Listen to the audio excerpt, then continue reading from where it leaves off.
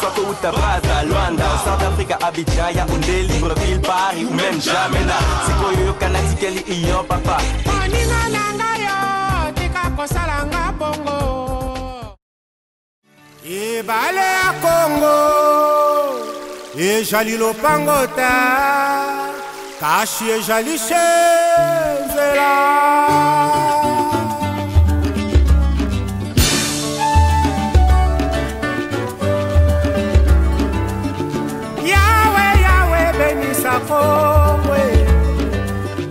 Yahweh, Yahweh, batela ni Congo. Yahweh, Yahweh, benisa ni Congo. Yahweh, Yahweh, batela ni Congo.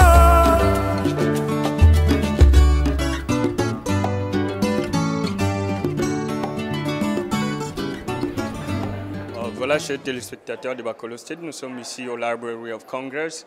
Il y a eu aujourd'hui une rencontre très très importante avec le sénateur Russ Feingold, qui est l'envoyé spécial des États-Unis dans la région des Grands Lacs. Cette rencontre a été organisée par le ranking member Karen Bass, une congresswoman qui est très très vocal sur la situation en République démocratique du Congo. Alors cette rencontre a connu la participation de nombreux de nos compatriotes qui sont ici et nous allons essayer dans la mesure du possible d'avoir quelques réactions à chaud à l'issue de cette rencontre. Mais le point positif, c'est que l'élan commence à se délier. Jadis, 3, 4, 5 ans passés, vous ne verrez pas les Congolais venir en grand nombre comme ils le font maintenant. Alors, c'est ce travail-là qui a encouragé au sein des Congolais de continuer à travailler pour que, aujourd'hui, vous voyez la situation, l'élan commence à se délier petit à petit. C'est par rapport à cet effort que les Congolais sont en train de faire. Et vous avez vu, il y a eu aussi la participation des officiels congolais, notamment l'ambassadeur Faïda Mutif qui était dans la salle, et la société civile, et aussi surtout les membres du Congrès qui ont rehaussé de leur présence ici au Library for Congress. Comme je dis toujours, restez branchés puisque nous allons continuer à travailler pour le bonheur du Congo. Nous allons continuer à vous apporter l'information à la minute. Merci, c'était Gary Wele depuis le Congrès pour Bakolo State. We're going to have a lot of exciting events this year, including President Obama's invitation to the heads of state from the continent to come and for a summit that'll take place in the month of August. So again, I want to welcome everyone. I want to acknowledge my good friend and colleague, David Cislini, the representative from Rhode Island, who is here today. I also want to acknowledge Greg Simpkins, who is here representing Representative Chris Smith, who is the chairperson of the subcommittee, and our co-chairs for this event today, Senator Chris Coons and Senator Jeff Flake. They might drop in before the morning is over, but they're co-sponsoring this with me. And for those of you that I haven't met, I'm Congresswoman Karen Bass. I serve as the ranking member on the Africa Subcommittee. Today we're going to have a conversation with the U.S. Special Envoy for the Great Lakes region and the DRC, the Honorable Russ Feingold. I'm not going to introduce Senator Feingold, but I am going to introduce Ni Akuate, who everyone knows. Ni has been around for many years in the Washington, D.C. area. I love this description of him. He's an independent analyst who has worked and agitated for Africa to make good progress in democracy. He has been an activist, a professor, an editor, an essayist, a public intellectual, and an organizer who has created and managed NGOs both in the United States and Africa. You have seen him on TV at Al Jazeera. You've read his publications in the Washington Post and the New York Times. And for more details about his background, you can look at the back of your program. But please join me in welcoming our moderator for today, Ni Akuate.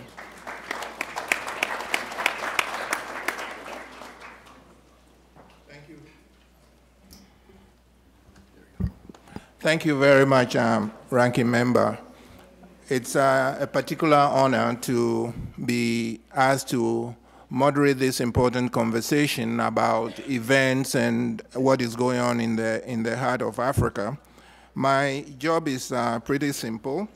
Is to introduce and give the floor to the Special Envoy, the Honorable Senator Russ Feingold. Representative Bass, thank you for inviting me. When I was given this appointment by the President and the Secretary of State, one of the very first calls I got was from Representative Bass, who indicated that she wanted to work on these issues, which is just more evidence of her commitment to the relationship of the United States to the nations of Africa.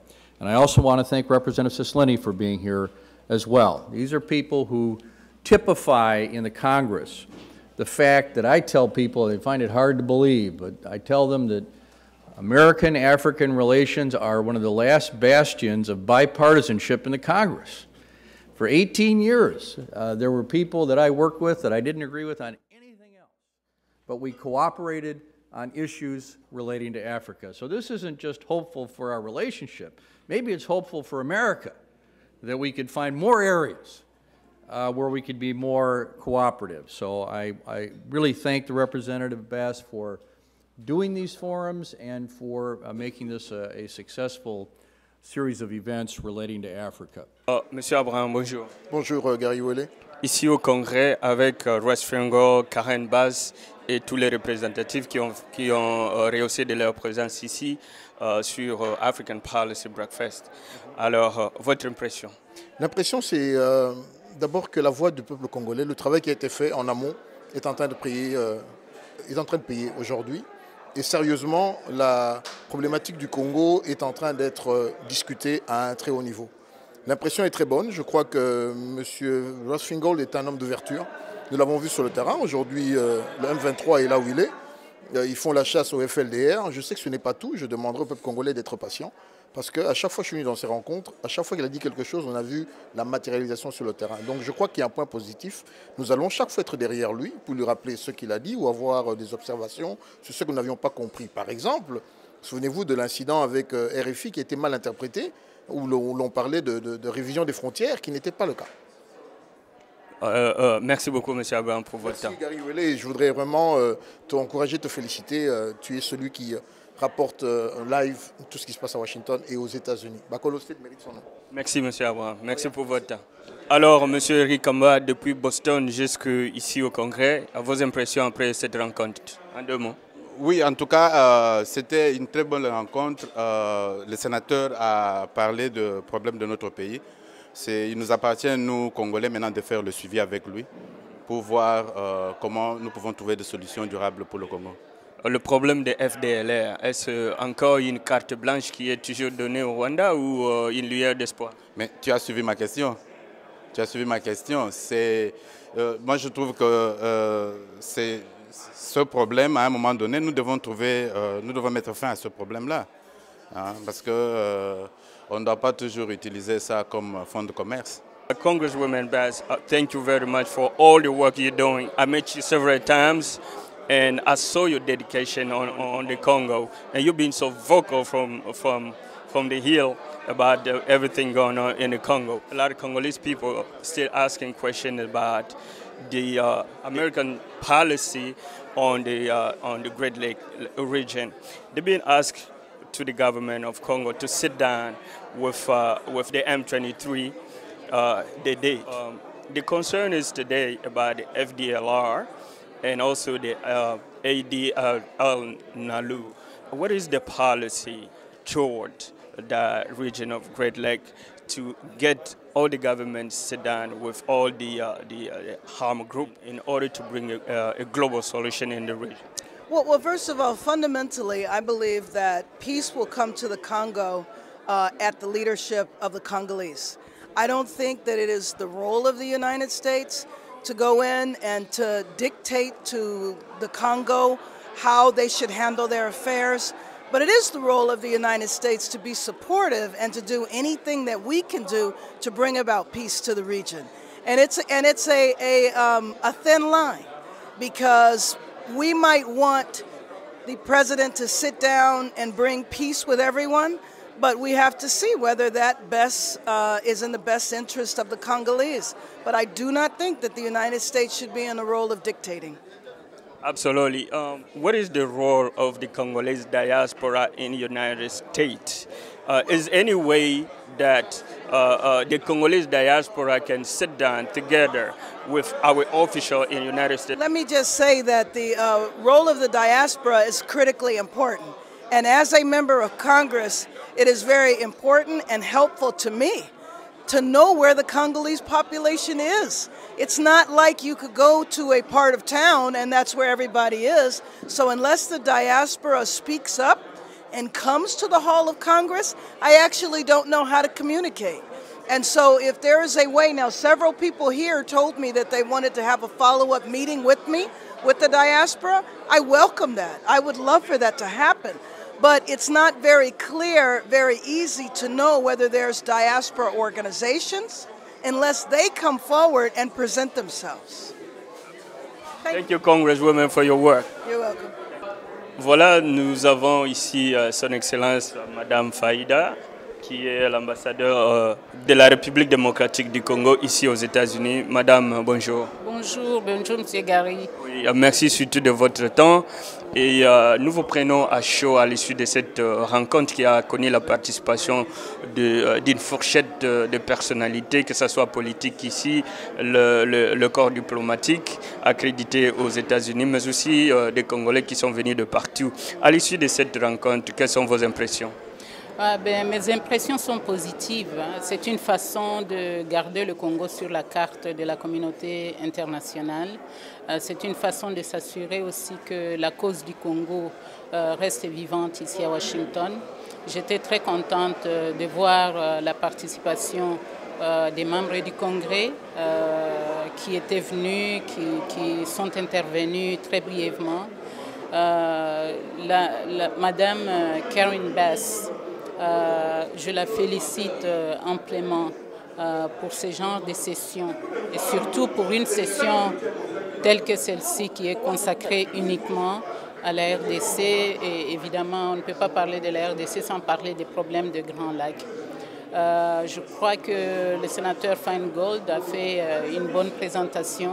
La plupart des intervenants sont intervenus positivement dans le sens où les commentaires ou les questions qu'ils ont posées, c'était des genres de commentaires, des questions qui étaient constructives dans un sens ou d'un autre. Donc, je crois que c'était positif. J'étais vraiment contente et surtout, il y avait quand même une grande participation, non seulement des compatriotes de toutes les souches, mais aussi la présence de la société civile et même certains membres des agences gouvernementales américaines. Alors madame, je ne veux pas abuser de votre temps, je sais que vous êtes toujours busy, mais juste un petit mot, le problème de Grand Lac. On a demandé au gouvernement congolais de s'asseoir avec les M23. Le gouvernement congolais l'a fait. Alors, quelle est la politique du gouvernement là-dessus, de voir que ces rebelles sont au Congo, les RDF sont au Congo, ils ne posent aucun problème dans leur pays, les FDLR sont au Congo, ne posent aucun problème au Rwanda, mais ils sont assis au Congo. Alors, quelle est la politique du gouvernement qui doit pousser de sorte que ces gouvernements du Rwanda et de l'Ouganda aient aussi le temps de s'asseoir avec leur opposition, comme le fait votre gouvernement? Je peux tenir le micro. Oui. Merci beaucoup. C'est une très bonne question et d'ailleurs c'est une question qui a été soulevée par un de nos compatriotes et une question tout à fait pertinente. Et le gouvernement, je peux vous assurer que le gouvernement a toujours demandé à ce que eux aussi, nous avons un autre dialogue congolais, nous avons nos négociations qui continuent toujours incessamment avec tous les différents groupes armés et nous voudrions qu'eux aussi ouvrent l'espace politique. Un espace politique doit être ouvert au Rwanda, doit être ouvert en Ouganda, pour qu'eux aussi puissent s'asseoir avec les FDLR. Vous savez, le FDLR est utilisé maintenant comme fonds de commerce pour le Rwanda. Le FDLR fait plus de crimes en RDC. Le FDLR, depuis longtemps, ne constitue plus vraiment un grand danger pour le Rwanda. Les FDLR, bon, d'après la définition des FDLR, ils étaient des enfants quand il y a eu le génocide rwandais. Bon, pourquoi est-ce que le Rwanda ne peut pas ouvrir juste un tout petit peu son espace politique, s'asseoir avec eux? Il y a un compatriote qui a bien dit ce qui était dans le rapport des experts. Hein, ils partent au Rwanda, ils sont recyclés, ils reviennent en RDC. Donc quelque chose doit être fait. La communauté internationale jusque-là reste timide sur ce genre de dialogue entre les deux pays voisins et leurs groupes armés. Je crois que c'est là où nous devons tous continuer à exercer la pression. Il faut que la communauté internationale aussi fasse pression sur ces deux pays afin qu'ils puissent ouvrir un tout petit peu leur espace politique. Ouais. Alors, merci Madame Faïda pour votre temps et puis merci pour tout ce que vous faites pour le pays. Merci beaucoup. Merci beaucoup. Et merci pour tout ce que vous faites aussi. Non, on essaie. C'est vrai que la cause du pays est entendue. Merci beaucoup Madame.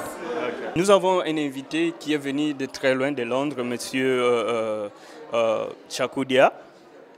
Vous êtes venu de Londres jusqu'ici aux États-Unis participer à cette rencontre. Quelles sont vos impressions? À chaud, je peux dire que je félicite d'abord le président Barack Obama, pour l'initiative qu'il a dû prendre de nommer un envoyé spécial des États-Unis pour le Grand Lac et spécialement pour le Congo, la République démocratique du Congo, qui est un pays en crise depuis bientôt une vingtaine d'années. Je remercie aussi, félicite aussi Madame Karen Bass, la congressiste américaine, qui a dû nous inviter aujourd'hui à Washington.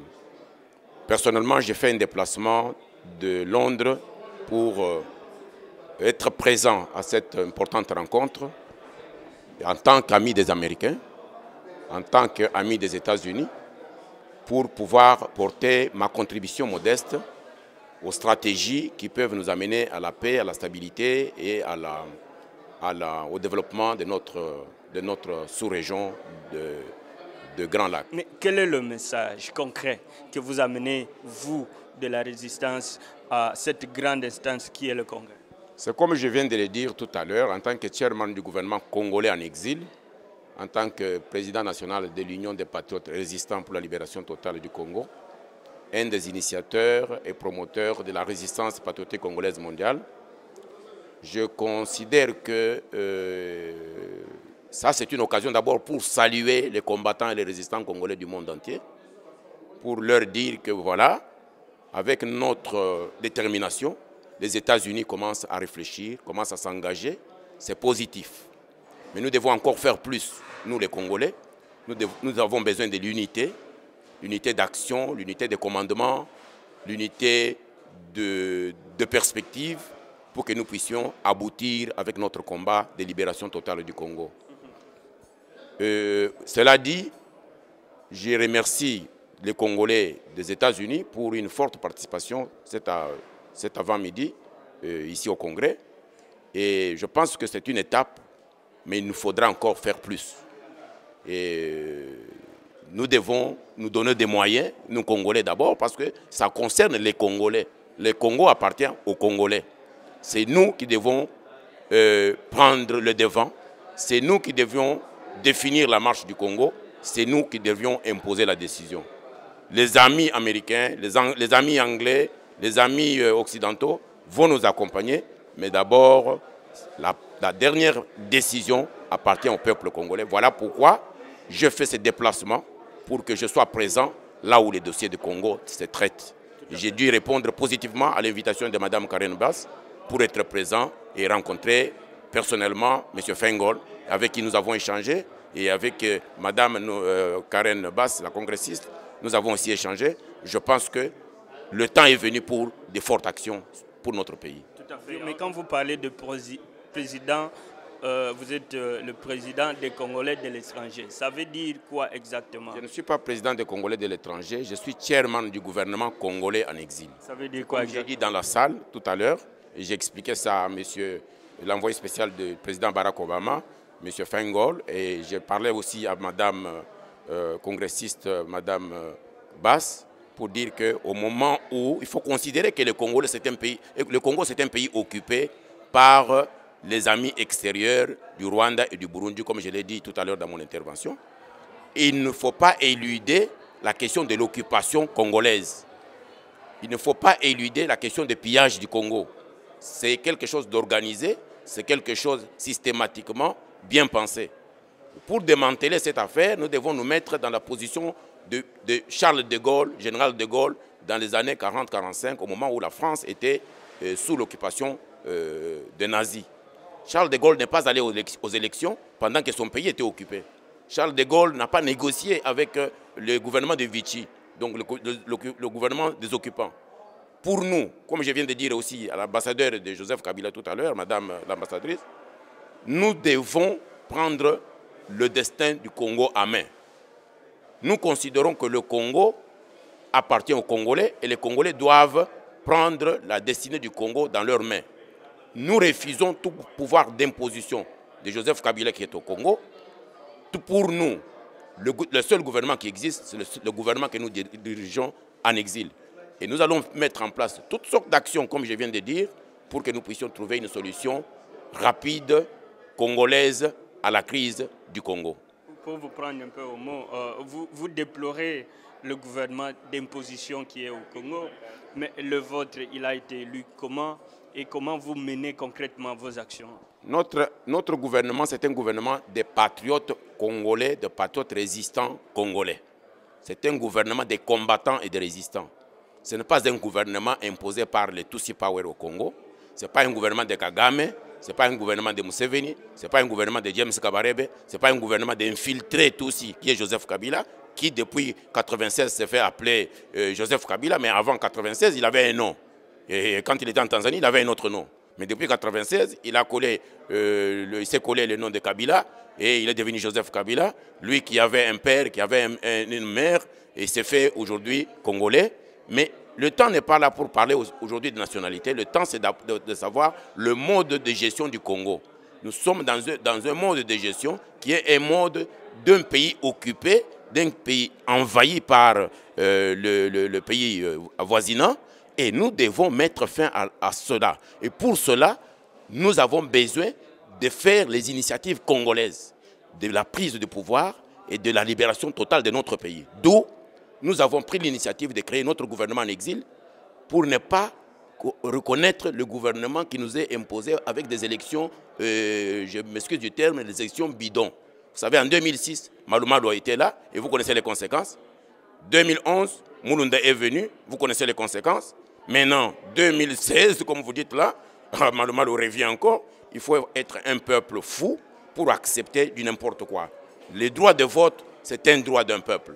Quand quelqu'un a voté un individu, il veut voir cet individu gouverner. Si réellement le Congo est dans la démocratie, 2011, c'est Etienne Tshisekedi qui devrait gouverner le Congo, ce n'est pas Joseph Kabila. Cette imposition de Tutsi pour pouvoir piller le Congo, c'est ce que nous disons non à notre gouvernement d'exil. Et nous devons travailler stratégiquement, et comme je viens de le dire aux amis américains, nous devons travailler stratégiquement pour imposer la voix des Congolais, la position des Congolais dans la gestion politique du Congo. Merci M. Tchakouda pour votre temps et surtout pour votre déplacement depuis Londres jusqu'ici. C'est un devoir patriotique et c'est un devoir des résistants, des combattants et d'un leader, parce que le leader doit être là où il y a des décisions. Et voilà pourquoi je suis venu pour influer et pour accompagner la décision du président Obama. On aura le temps de nous asseoir vraiment à tête reposée avec vous. Merci. Et parler à long et à large. Merci pour votre temps. Allez, merci à tout à l'heure. Merci beaucoup. Okay, merci. Alors, M. Mandé a chaud à l'issue de cette rencontre et, qui a connu la participation de vraiment un grand nombre de nos compatriotes et aussi les amis, on peut les appeler les amis du Congo entre guillemets. Quelles sont vos impressions? Mon impression d'abord c'est que on ne peut pas tromper l'histoire. Je crois que la vérité sur le Congo, ce gouvernement la connaît. Et quelque chose que j'ai célébré, c'est que le Congo progresse. Le Congo est en train d'évoluer.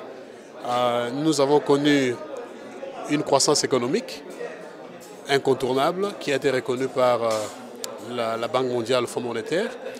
Et aussi en 2014, il y aura une autre croissance économique. Moi, je suis parmi ceux-là qui va au Congo régulièrement.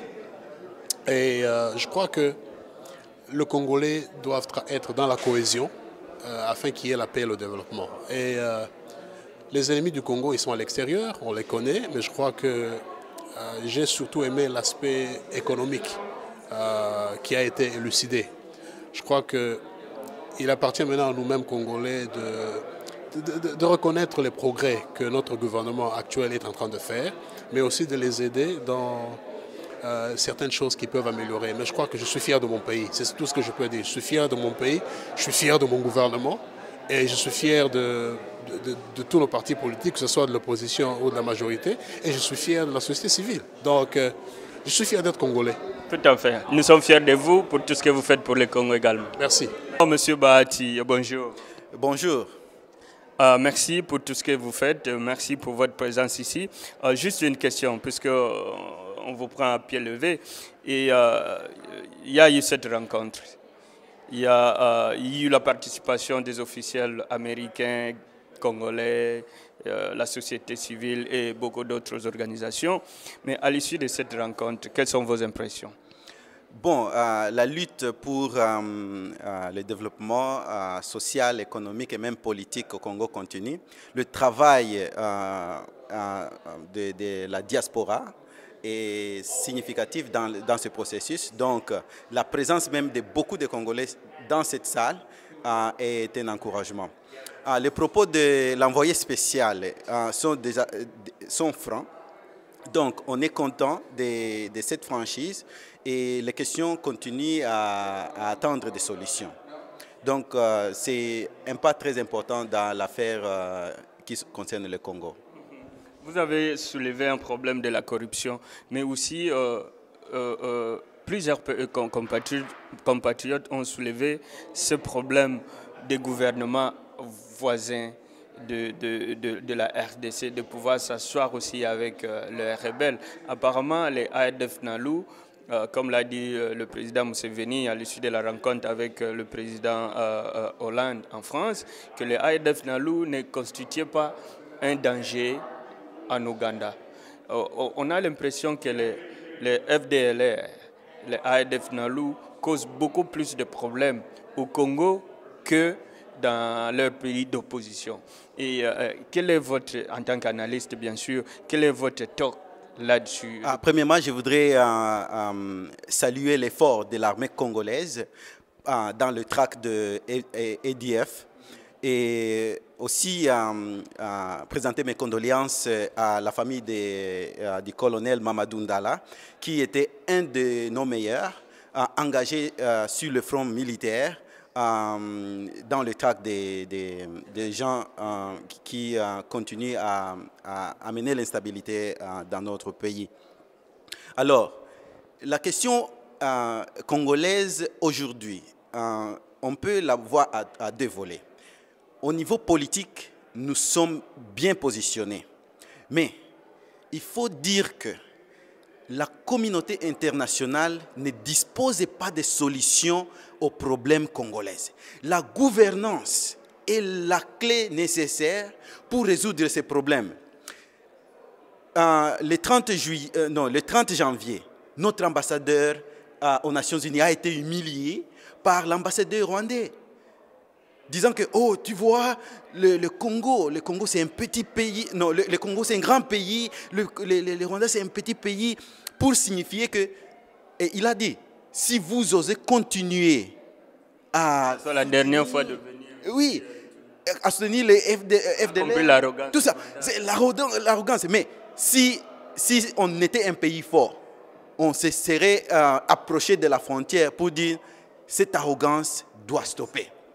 Mais nous n'avons pas un gouvernement capable d'investir dans les moyens et dans les outils pour que nous puissions être forts. Donc, la responsabilité incombe au gouvernement et les outils, c'est la bonne gouvernance. Alors, j'en reviens à la question de la corruption. Ça, c'est un élément important dans la faiblesse même de l'État congolais. Le rapport Nyandou, qui dit que plus ou moins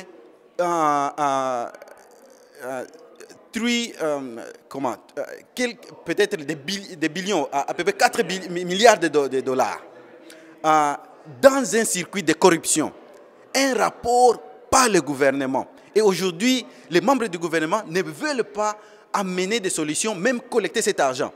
Et pendant que le pays a un budget de à peu près 9 milliards, ça c'est un scandale. Et ça, ce n'est pas acceptable. Alors, au niveau politique, nous devons nous dire les choses, la vérité. Le gouvernement congolais doit prendre ses responsabilités pour que nos voisins ne puissent plus nous intimider et puis pour que les citoyens congolais puissent jouir de leurs biens. Ceux-là qui détiennent ces millions-là, ils sont peut-être, c'est un système des expatriés, même très peu de Congolais. Mais combien on paye aux soldats qui protègent même ces millionnaires qui vivent comme des rois? Moins de $100 pour un militaire qui est au front jour et nuit. Et ça, ce n'est pas acceptable. Et notre travail ici, c'est de nous rassurer que les partenaires américains ne continuent pas à supporter un système de corrompus et nous devons avoir une solution à ces problèmes. Merci, M. Bahati, pour votre temps. Merci beaucoup. Alors, M. Marseille, bonjour. Bonjour. Et à l'issue de cette rencontre, quelles sont vos impressions? Mes impressions sont vraiment bonnes parce que ça, c'est une première fois qu'on voit les histoires comme ça s'est passé. C'était vraiment bien, ça nous a donné l'opportunité de donner notre point de vue et j'aimerais assez que ça puisse continuer parce que on a l'impression que les Américains vraiment commencent à prendre conscience de ce qui se passe chez nous parce que ça fait plus de 20 ans que les tueries ou la violence, la guerre a commencé chez nous. Les personnes ne disaient un mot. On ne voyait pas ça dans les médias ici, on ne voyait pas des gens... Les langues commencent à se délier aujourd'hui. C'est vraiment une bonne chose parce que j'ai vu les dignitaires américains ici. Vraiment, ça m'a impressionné. Ça, c'est aussi le travail qui s'est fait dans cette diaspora qui est ici aux États-Unis. Oui, c'est un grand travail qui a été fait. La diaspora ici travaille. Les combats que nous faisons ici, ce n'est pas ce qu'on voit à la rue. Les gens marcher. Non, ce n'est pas ça vraiment les combats. Les combats se font discrètement. C'est ça les fruits des combats. Merci pour tout ce que vous faites. Merci pour ces combats intelligents pour le Congo. Merci beaucoup. Alors, Président Georges Aloula, bonjour. Bonjour, J.I. Vous étiez assis au front line, mais apparemment, vous n'avez pas parlé. Merci d'abord de tout ce que vous faites pour le Congo. Nous avons participé à une rencontre très importante aujourd'hui ici au Congrès. À l'issue de cette rencontre, quelles sont vos impressions à chaud? D'abord, ce que j'ai aimé dans cette rencontre, c'est le fait d'avoir permis d'entendre tous les sons des cloches, de laisser tout le monde s'exprimer, les ambassadeurs, les Congolais, les non-Congolais, les gens de la région, chacun s'est exprimé et on a entendu les réponses qu'a donné l'envoyé spécial. Aujourd'hui, J.I., vous savez pourquoi les silences? Parce que je pense que vous savez que j'ai beaucoup parlé. Je me levais chaque fois pour parler. Maintenant, l'heure est venue d'observer pour continuer le travail que je continue à faire en toute discrétion. Et je crois que chacun, aujourd'hui je me reconnais, à chaque fois qu'un Congolais se lève pour parler du Congo, je sens comme s'il fait mon travail. Et ça me met dans la situation d'observer avec beaucoup de fierté tous ceux qui sont intervenus aujourd'hui pour parler pour notre pays. Tout à fait. Ça fait quand même 5-6 ans passés. On était avec vous presque dans toutes les rencontres, ici au Congrès, au département d'État et partout. Mais on n'avait pas aussi grand nombre de Congolais comme on le voit maintenant. Qu'est-ce qui s'est passé? Aujourd'hui, les Congolais, on peut dire, voilà, parce qu'avant, c'était 2 personnes, Aloula, Iwele ou quelqu'un d'autre. Mais aujourd'hui, on sent que la salle était archi-comble, les gens étaient debout, les Congolais sont venus de partout, de Londres même, du Canada, des Raleigh, de partout. Si tu me vois sourire, c'est parce que c'est le fruit du travail que nous avons fait ensemble. Vous savez, quand vous mettez un bébé au monde, quand il grandit, il commence à faire des choses. En tant que parent, vous sentez comme une sorte de fierté à voir les Congolais sont sortis. Ce n'est plus un combat de Georges Aloula ou de Gary Iwele, c'est devenu un combat pour nous tous. Maintenant, il faut qu'on trouve les moyens de s'asseoir. J'ai entendu les gens dire que c'est le moment qu'on puisse s'asseoir tous. Mais quand on s'assoit tous, à l'exemple de nos parents qui sont partis à la table ronde en Belgique, ils avaient reconnu la valeur de l'un d'eux pour dire que si Patrice Lumumba n'est pas ici, on ne fait pas... On a aussi entendu le soutien ou l'endorsement de votre leadership. Ça vous fait quoi, ça? C'est en même temps un plaisir. Moi-même, je ne m'attendais pas à cette expression. Mais je crois que c'est un début de reconnaissance. Et surtout, vous savez, lorsque vous menez un combat, vous avez dit qu'un combat où vous êtes seul. Lorsque les gens viennent vous prêter la main et que le monde commence à parler de vous, ça vous donne plutôt de l'humilité pour pouvoir comprendre dans quelle direction vous partez et comment tacler la situation pour passer à l'étape suivante. C'est ça qui est vraiment très important dans ce que j'ai vécu aujourd'hui. Je voudrais simplement dire à nos compatriotes qui ont pris ça d'une manière ou d'une autre, de se calmer et de savoir que ce n'est qu'un Congolais qui en parlait d'un autre Congolais, quoi. Merci. Merci, Dr. Georges Aloula, pour votre temps. Je sais que le chemin est long, mais quelle que soit la durée de la nuit, le soleil finira par apparaître. Merci. Thanks a lot. Alors, Monsieur Isidore Moulamba, bonjour. Vous avez fait un déplacement depuis Raleigh jusqu'ici. Et d'abord, à l'issue de cette rencontre, quelles sont vos impressions, très rapidement? Bon, les impressions est que tout le monde a une conscience tournée vers un changement. Et puis, tu vois, tout le monde cherche que le Congo soit gouverné par les Congolais. Ils ont compris qu'il y a un aspect qui manquait aux Congolais et maintenant ils veulent peut-être mettre ça en place. Et tout le monde doit se battre pour la même cause, que les gens évitent des querelles de pouvoir. Mais si nous choisissons quelqu'un qui soit là, je crois que tous les Congolais pourront se retrouver dans un débat national. À ce moment-là, les choses vont bien marcher. Alors, vous avez mentionné un point qui a soulevé des tollés dans la salle. Under the President George Aloula, who is the new leadership we Congolese prepare for the next governance, for the next election. So, like you mentioned, Congolese people understand what's going on. Thank you, thank you. And we want this to be done. Thank you very much. Thank you very much. Est-ce que croyez-vous demander à ce que les Américains ou les Congolais se rallient derrière le leadership d'une personnalité? C'était le moment où la tribune propice pour ce genre de propos? Oui, mais puisque les Congolais doivent comprendre que même s'ils posent des questions, ils doivent d'abord savoir ces pays-là qui font des dégâts comme ça, si ce pays n'est pas derrière eux. Ce sont eux qui font ces choses-là. Et quand vous posez les questions, ils n'ont même pas eu de réponse à leurs questions. Parce que les Américains ont la diplomatie de donner des réponses. Ils n'ont pas condamné ceux-là qui commettent des émeutes, qui commettent des bévues. Ils ne les ont pas condamnés. Donc vous venez poser des questions au lieu de proposer ce que vous voulez. Parce qu'ils savent. Maintenant, ils ont pris conscience que bon, ces choses-là ont perturbé les Congos, les choses-là ont perduré aussi. Maintenant, ils trouvent qu'ils doivent changer ça. Ils savent ça. Et ils vont aussi choisir quelqu'un qu'ils vont mettre. Vous pouvez tout faire, ils vont mettre quelqu'un qu'ils veulent. Donc, vous voulez les orienter vers Georges Aloula? Nous voulons les orienter. C'est une orientation, c'est simplement ça. Simplement ça. Donc, parce que les gens que vous voulez que l'on les mette là-bas, ils ne le veulent pas. Il faut être très intelligent, ils ne le veulent pas. Et nous proposons la personne qu'ils trouvent qu'ils peuvent converger vers lui. Et je crois que c'est ça la meilleure approche. Merci pour votre temps et surtout le temps que vous avez eu depuis Raleigh jusqu'ici pour participer à cette rencontre. Oui. Bon, mais écoute, je te remercie, mais nous croyons que les choses changeront.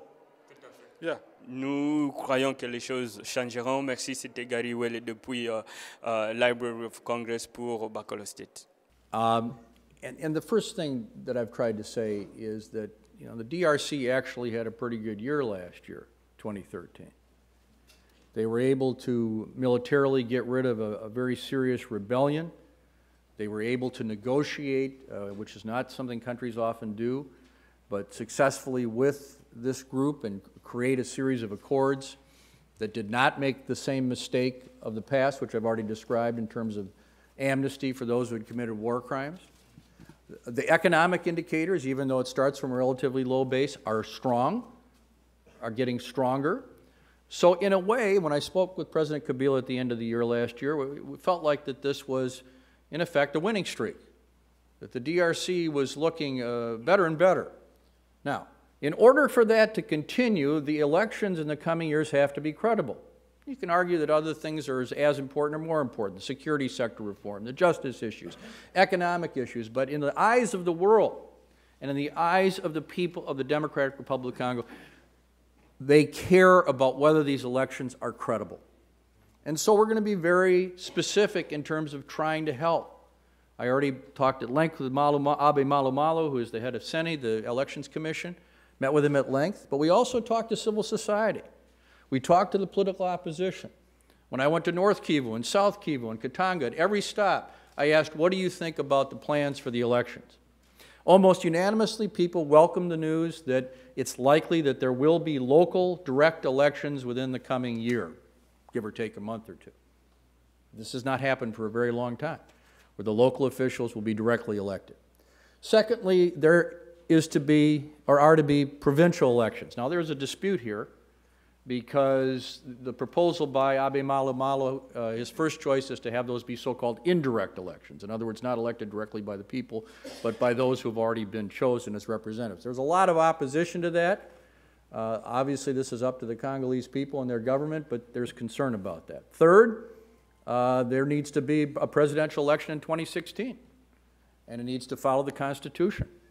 And that is also crucial. Now, what specifically are we going to do? Well, this is up to the Congolese people, but they are well aware that there were real problems last time. The ballots weren't properly transferred. They weren't properly stored. They weren't necessarily properly communicated. There needs to be public education about the elections, making it clear that everybody's welcome and encouraged to participate. There needs to be security for people who go to the polls. There needs to be mechanisms for dispute resolution about disputes about elections. You've heard about those here in these countries. I always get a kick when I go to Africa and start telling them about how they should run their elections, and they smile at me because of the problems we've had. So, you know, this is not easy stuff in any country, but a country of this size with limited infrastructure, with 75 million people, it requires help. So I am not just going to say to the Congolese, you need to do this and that. I think we also have to, as a group of donor countries that are going to participate, we need to be able to come to the table and say, we can help with this, we can help with that. Just a specific example, I mean, I'm very engaged in this subject, so I can bore you with this, but, you know, for example, when the ballots come in, they don't have the capacity right now to transfer the results by electronically. If we could provide the technology to make sure those results are transferred immediately through electronically, this could really make a difference in terms of people's belief that there wasn't something bad done with the ballot. So we will be engaged almost on a daily basis, the United States and the international community, to help make these elections a success. Thanks a lot, Congressmember Bass and Honorable Feingold, for this moment. My question would be about the elections, not only in the Congo, but in the whole region, because the U.S. engagement into the peace process in the Congo can only work if the same process is applied in the neighboring countries, meaning Rwanda, Burundi, Uganda, and there are elections coming up in all those countries. My question is, how is the U.S. engaged into getting, for instance, President Kagame to sit with his opposition? What are we doing to get him engaged, fully engaged into the process, so that it's going to pacify the whole region? My name first is Isidore Mulamba. I got business, I got MBA. Straight University, and master is accounting, Phoenix University.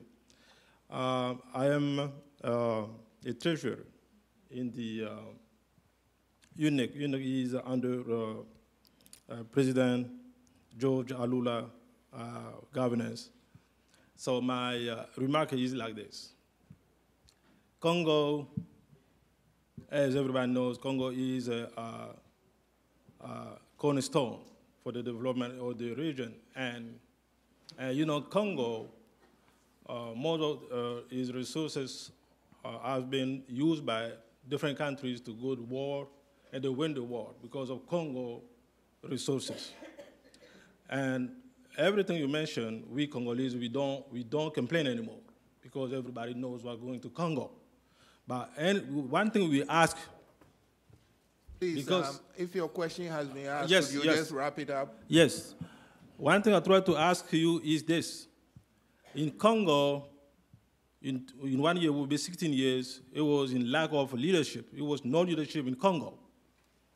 We, under the President George Alula, who is the new leadership we Congolese prepare for the next governance, for the next election. So, like you mentioned, Congolese people understand what's going on. Thank you, thank you. And we thank want you. this. Thank you. We want this to be done. Thank you very much. Thank you very much. We can't just say to the DRC, you know, you need to follow your constitution without urging the other countries in the region, Uganda, Burundi, and Rwanda, to do the same. And you are correct that in each instance there are aspects of the Constitution that affect presidential succession, although I believe Uganda has altered theirs. So we should give the same message that I gave in the DRC the other day, which is when I was asked, I said, our experience in the United States has been that it is best to follow these sorts of constitutional limitations. We happen to have the toughest term limit rule with regard to the president, where the president, once he or she serves 2 terms, can't ever run again, which, you know, Bill Clinton probably doesn't like very much. He'd probably be president again. These constitutional provisions in these countries, as I understand, do not have that limitation. So asking that the Constitution not be altered for any individual is a message that I think is something that we should offer, understanding that each country is sovereign and can make its own decisions, but that it is a better thing for democracy and the reputation of a country if it can show that it can peacefully follow its constitutional provisions. Next question had to do with whether, what contact we had with civil society. I want you to know that on our trip to Congo, we were deeply involved in meeting with civil society and groups that represented some of the different ethnic groups. For example, I had a very good meeting in South Kivu with the Banyamulenge community and heard about their history. The fact that, you know, they're not the same as the other Rwandophone communities, and that although they may have suffered discrimination and problems in Eastern Congo, that their experience is not identical. So when I met with civil society groups who did not include those ethnic groups, I urged them to say, when you are looking for change, make sure everyone is included. I think one of the most important root causes of the problem in Eastern Congo is this sort of ethnic tension that has been exploited by many over time. So I guarantee you that everything we do through my office in the United States will include civil society groups, and that we want to link the voices of the people and civil society with the broader dialogue that I think is already really beginning under the leadership of Angola through the ICGLR, the International Conference of the Great Lakes, and the Framework Agreement. This process is beginning, and these root causes of the problems need to be addressed. It's not simply economic opportunity, as important as it is.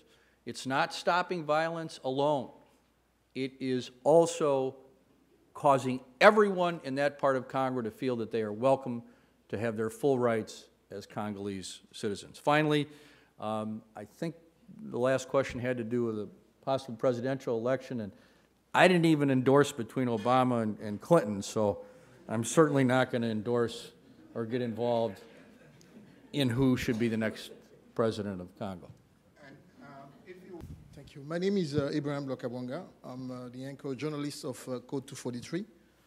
First of all, I'd like to thank you, Mr. Feingold, because we, as the Congolese, since you are on the field, we can see the change in what we've been struggling for decades. But my question is regarding justice. October 1st, 2010, the UN released a report called the Mapping Report, 560 pages. A lot of names were quoted on that report. And referring to that, I may give a name, Bosco Tanganda.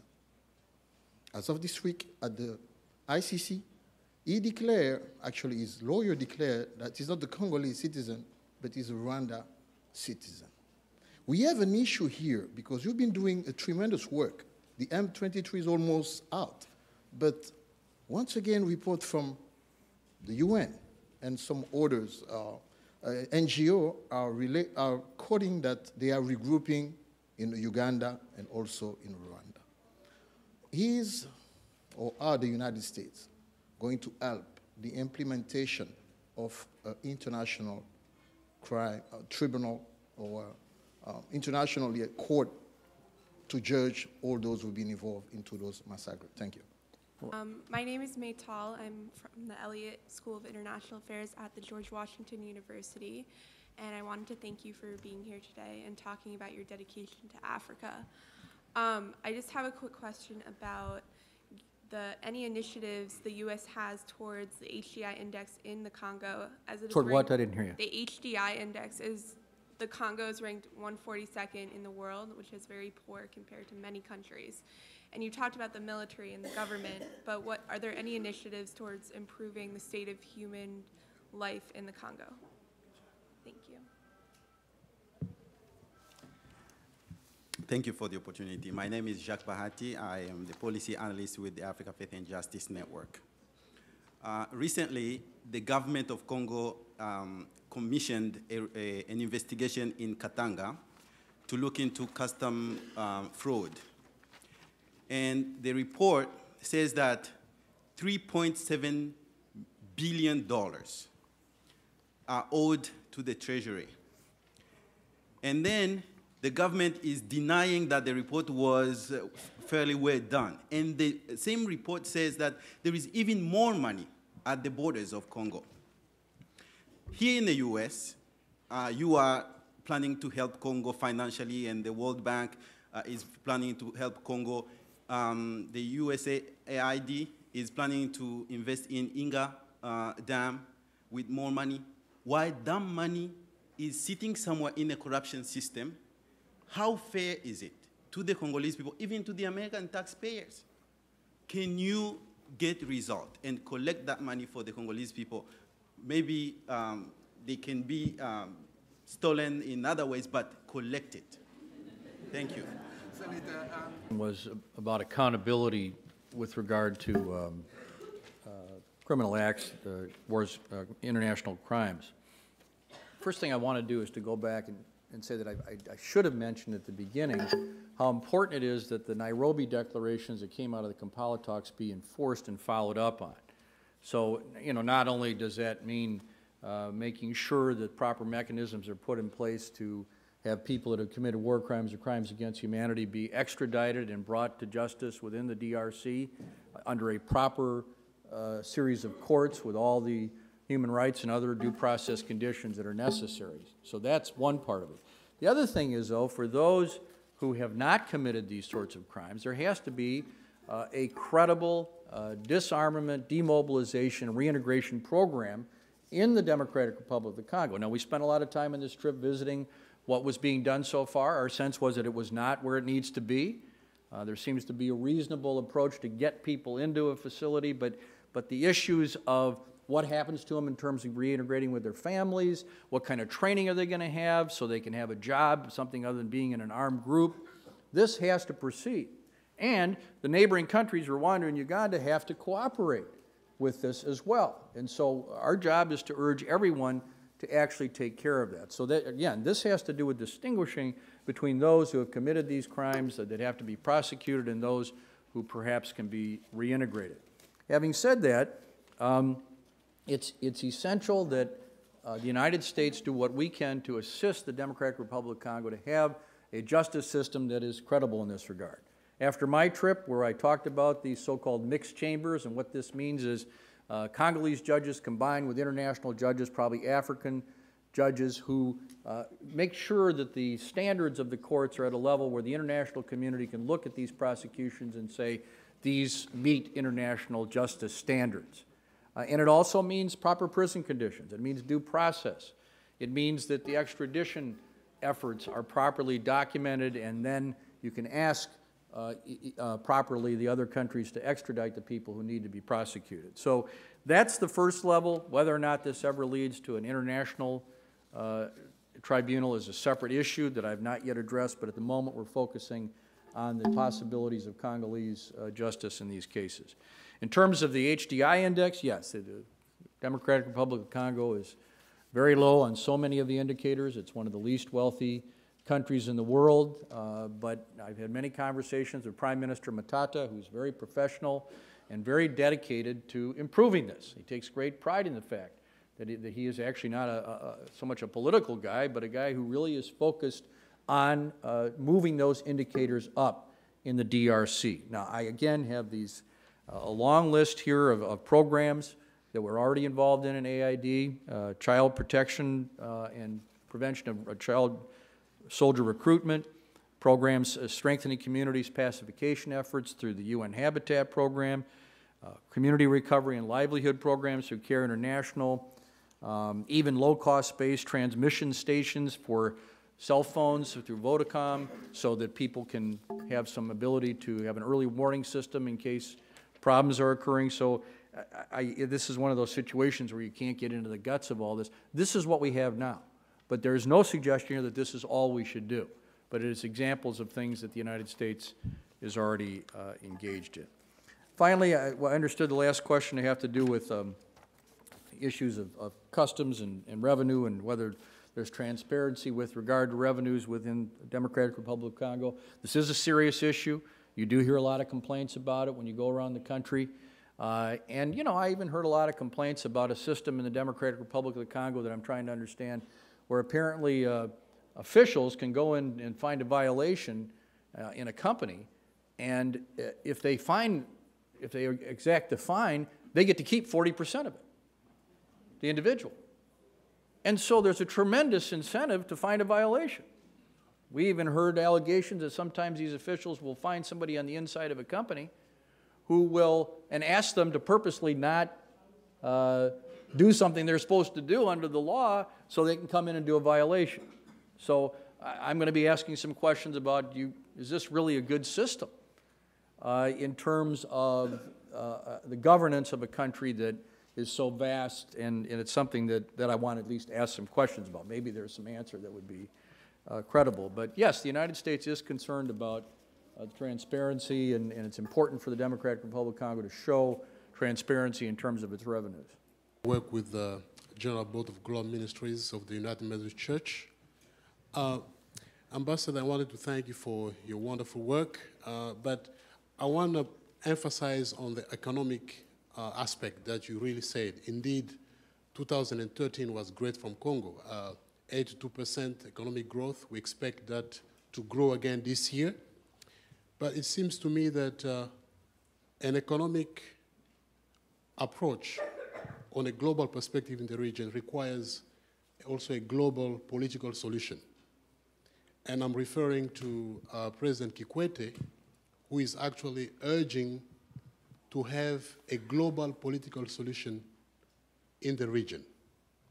By that I mean that every country should be able to strike a political solution with its rebel movement or its rebels groups.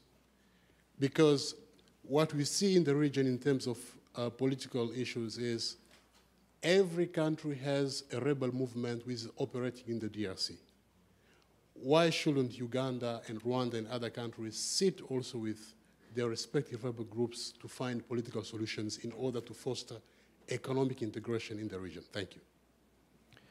Well, I think that the current framework agreement in Addis Ababa, where the 11 and now 13 countries, 2 countries have joined, pledged to oppose the armed groups, is a sufficient basis for the countries themselves to work together to stop these groups. That's what was done with the M23. That needs to happen with the FDLR now, and it has to happen with the ADF. Those are the biggest in terms of threat. The hope is if we can get those groups out of the way, that maybe some of the others will not be so difficult and maybe they'll surrender. So my view is that you have to always combine in this situation, unless one of these groups simply surrenders, you have to combine military pressure with a comprehensive, peaceful solution. So with regard to the FDLR, I got to tell you, Rwanda has a right to say they got to be eliminated. Look, a lot of these people were involved in one of the worst genocides in human history. I mean, I think any country would say they can't just be allowed to go free, those people that committed these crimes. On the other hand, there are others that were younger ones who were just born in Congo. They've been there 20 years. So again, these distinctions have to be made. My view is we need a comprehensive solution to the FDLR situation right now, which is military pressure from the DRC military and MONUSCO and the Intervention Brigade, but also making sure real mechanisms are in place for people who want to desert or surrender, so that this movement can be, this military organization can be eliminated. So my sense is the mechanisms are in place. At this point, you don't need to create a whole new mechanism, but it would be aided by something I've mentioned earlier, which is what I've called the broader dialogue that I think Angola is helping to set up, where right now the various presidents of the countries in the region are meeting, have met with President Dos Santos of Angola, and they're talking about how to handle the FDLR situation. So I think working with the ICGLR through the framework agreement is a better way than creating separate negotiations for each country. 2 minutes, we prefer to have an opportunity to have another conversation to talk more about Congo with Congolese. Congo has been pointed out as the most corrupt country in the world. And one of the elements that came out of the World Bank backing off from the construction of Inga is due to the fact that Congo is very corrupt, and the governance in Congo is not good for the people of Congo. We are going to elections in 2016 that are already flawed from the beginning. How are you going to help strengthen the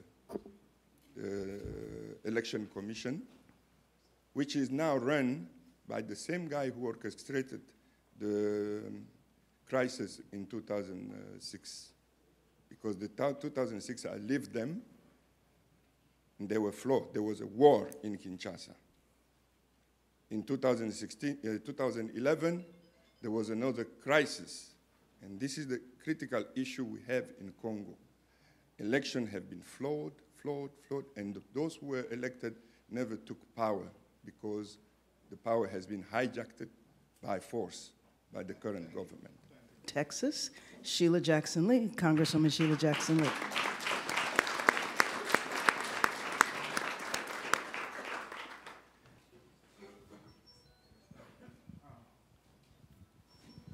Thank you, Senator. Thank you, Congressman Bass. My name is Almami Sila. I'm Africa Regional Director for the International Foundation for Electoral Systems.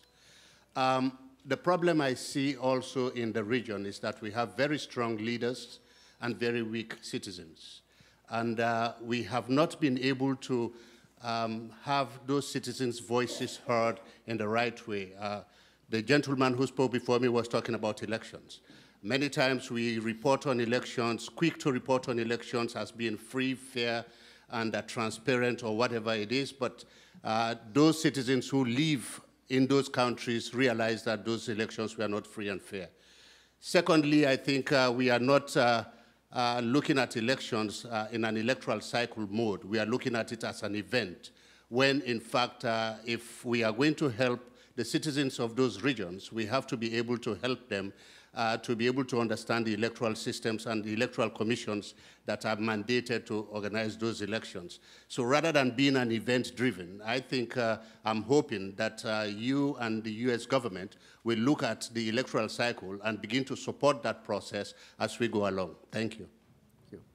I just came from Boston, and just to ask you this question.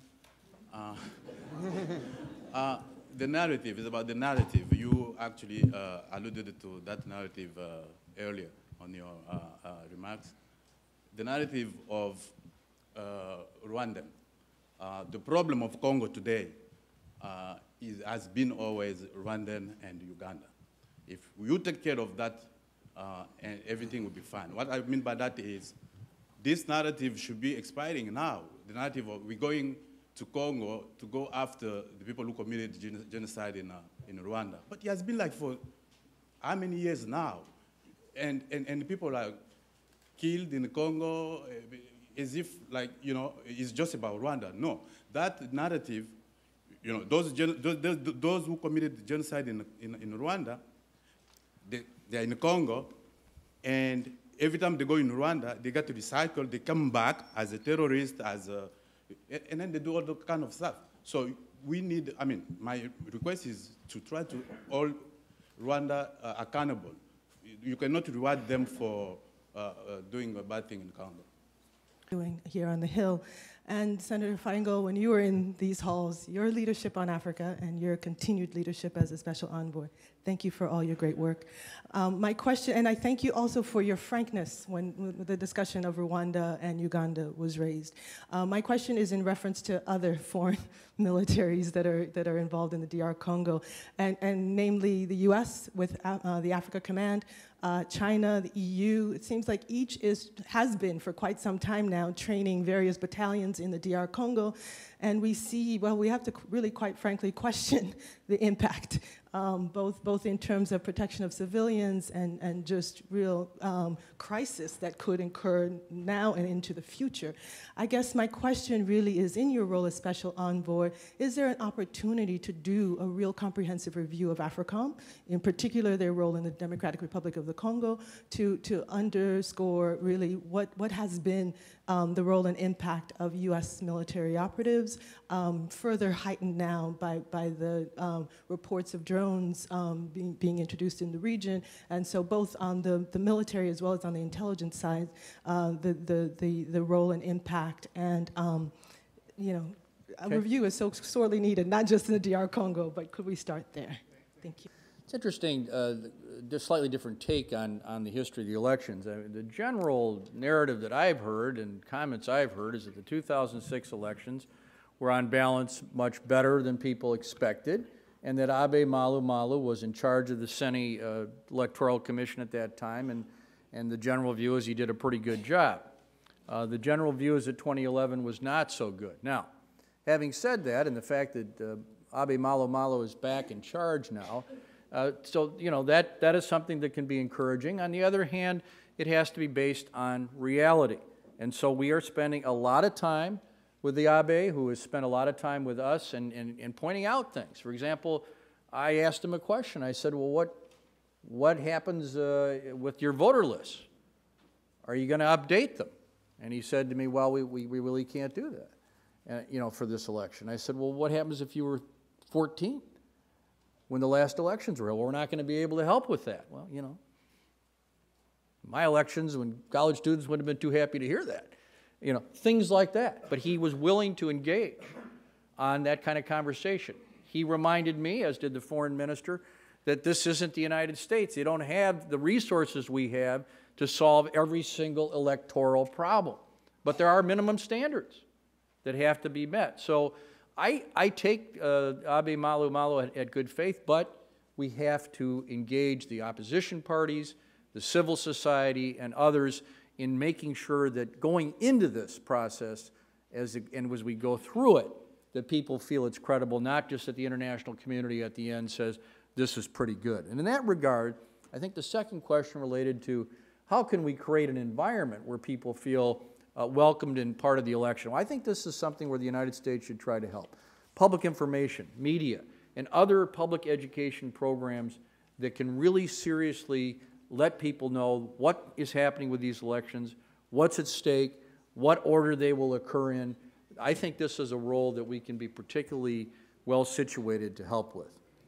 In terms of who's to blame in terms of the Eastern Congo, look, I simply refuse in my position to sort of say one side or the other is to blame. It's complicated.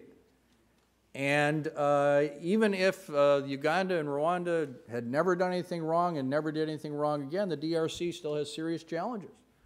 And to suggest otherwise is wrong. On the other hand, to suggest that there has been no interference from the outside or disruption or taking advantage of the situation in Eastern Congo is also wrong.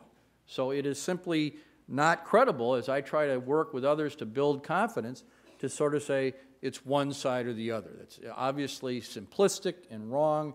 And, you know, I actually, when I see the frustration of these presidents of these countries and how often they have to meet with people like me, sometimes I think they really would like to get this over with. Maybe they have a chance to just govern their own countries if we can provide credible governance of the Eastern Congo. In terms of small business in the Congo, I hope that this is one of the so-called peace dividends out of this. I mean, we have successful American operations and a mining company there, Freeport McMahon, where I had a great opportunity to visit, stayed overnight there and saw what they're doing.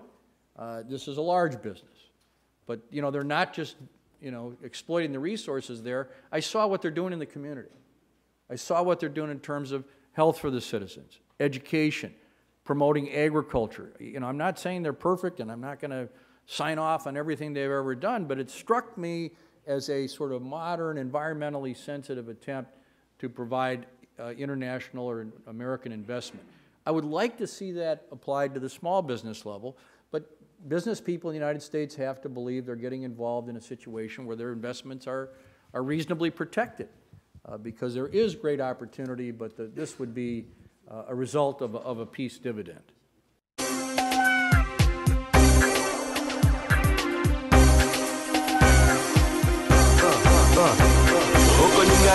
Soit au Utabraza, Luanda, au Centrafrique, Abidjan, Yaoundé, Libreville, Paris ou même Jamena. C'est quoi yo Canadi, Kelly, Iyon, Papa.